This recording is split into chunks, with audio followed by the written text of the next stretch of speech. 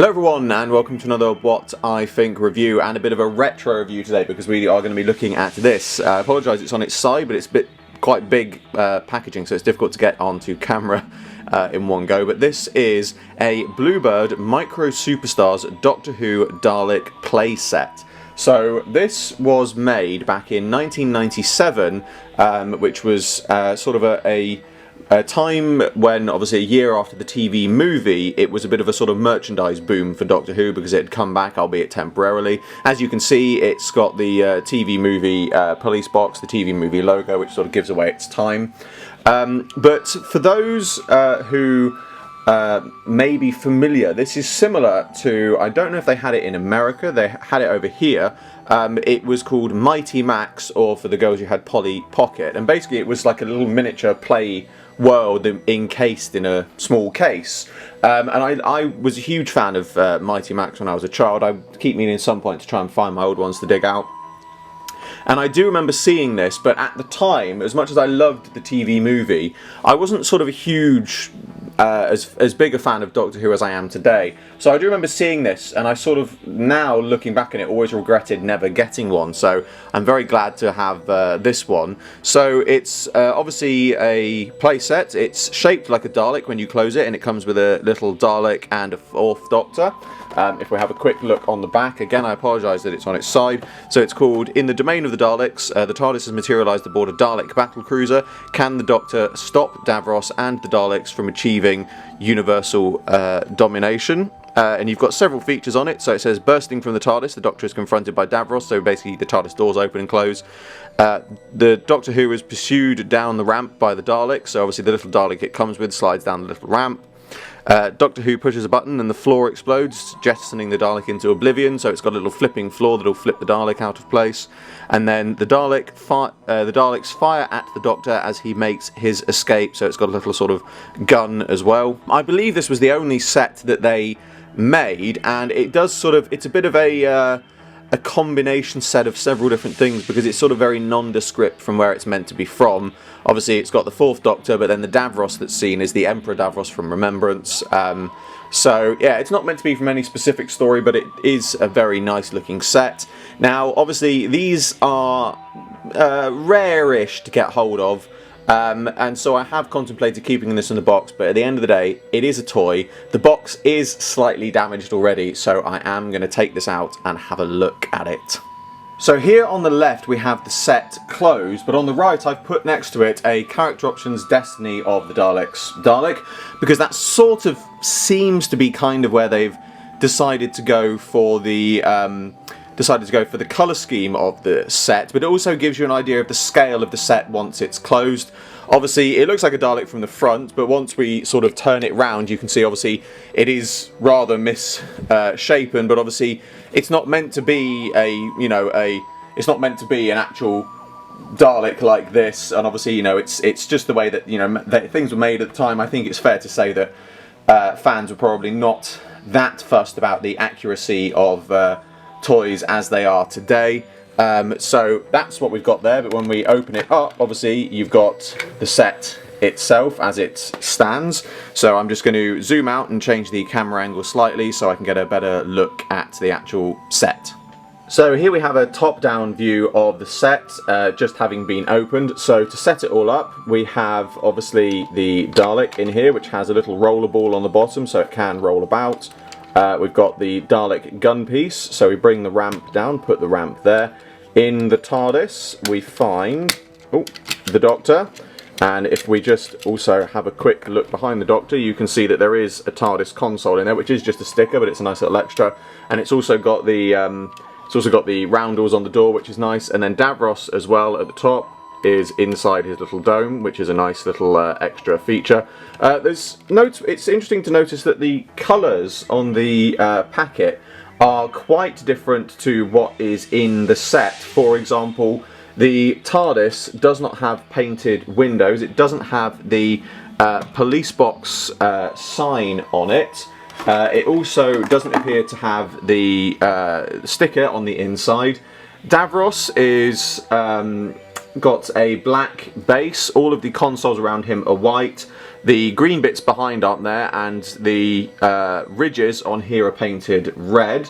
The Dalek itself has some slight colour changes in that it's got a double white base, a white midsection, and the neck rings are white. The Doctor has a brown coat and sort of tan coloured trousers, which is interesting. His scarf also has elements of green on it. And lastly, I believe, I'm just having a quick look, the gun part is also coloured differently. This is white rather than the red we see here. But, you know, as I said, these are the sort of things that I think most people probably weren't that fussed about back then, because if you looked at what was on the back of the packet and then what was on actually in the box, you could see the differences, and I don't think fans are probably that fussed about it, because this is something of a fantasy set. You know, there's not a whole lot that's that needs to be particularly relevant, because it's not meant to be from any specific episode.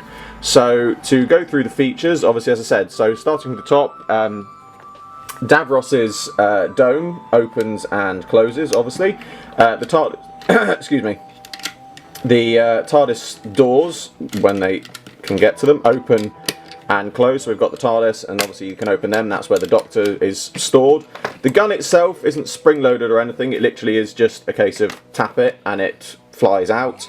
And then the Dalek obviously will roll down onto the little platform, and then when you press this, it flips it out, and that's pretty much it, really. There's not a whole, you know, there's not a whole lot of sort of playability features that this set has compared to things such as Mighty Max, which, well, I say that actually. Now I'm thinking about it, I had a big Mighty Max set, which was like a big spaceship sort of thing, and that had quite a lot of playability in it, in that it did, you know, that had, you know, guns that fired, and it had sort of bits that came off and separate characters, but a lot of the smaller sets, particularly ones sort of around this size, now I think about it, actually had no real features on them like this one does. So it's actually probably fair. It's probably fairer to say, I will take that back and say this has actually got probably more playability than most other small sets I've had, which is nice.